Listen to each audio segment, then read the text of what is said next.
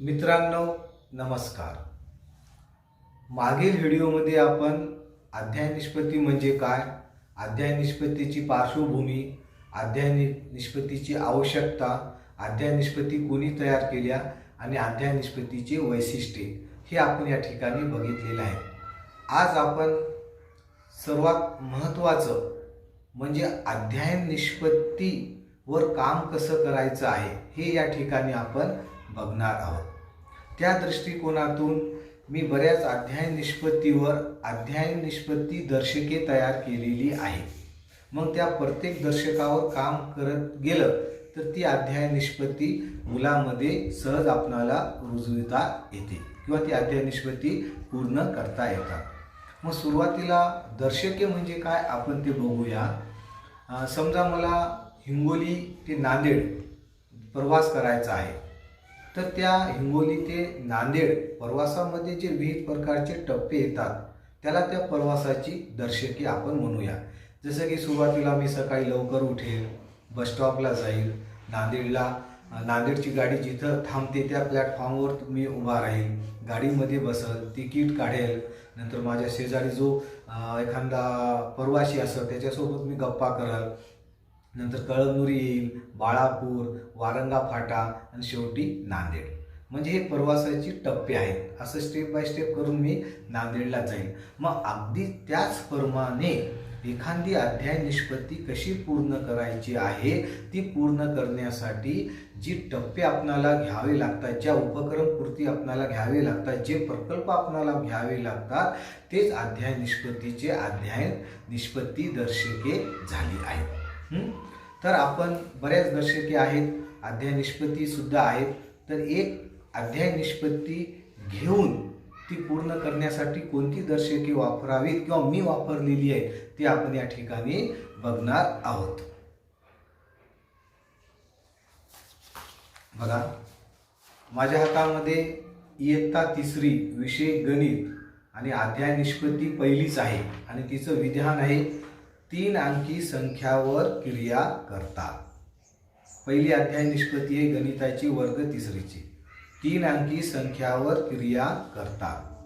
बघा, पहिलं दर्शक आहे विद्यार्थी 3 अंकी संख्येचे वाचन करतात, नंतर विद्यार्थी 3 अंकी संख्येचे अनुलेखन करतात, 3 अंकी संख्येचे श्रुतलेखन करतात, 3 अंकी संख्यापैकी लहान मोठेपणा ओळखतात।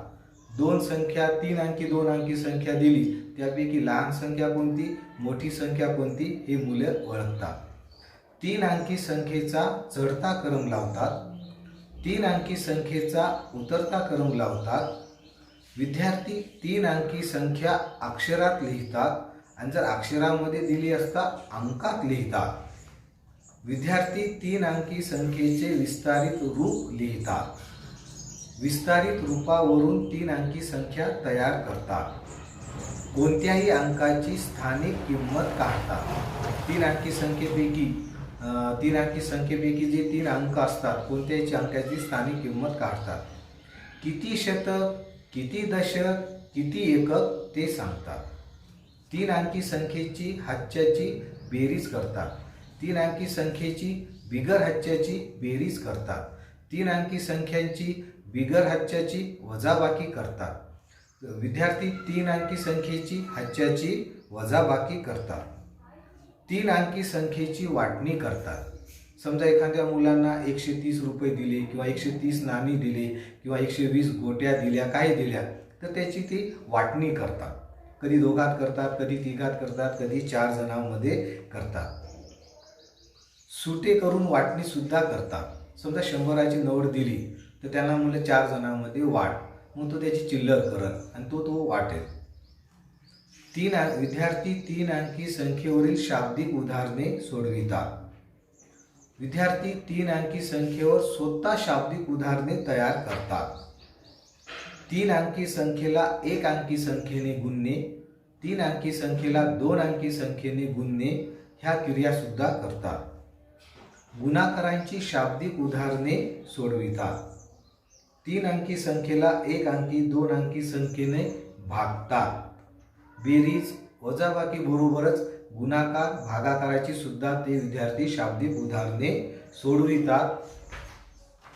वेगवेगळ्या किमतीच्या नोटा व नाणी वापरून 3 अंकी संख्या तयार करतात. एक जवळपास 22 ते 23 प्रकारचे हे अध्ययन निष्पत्तीचे दर्शके आहेत.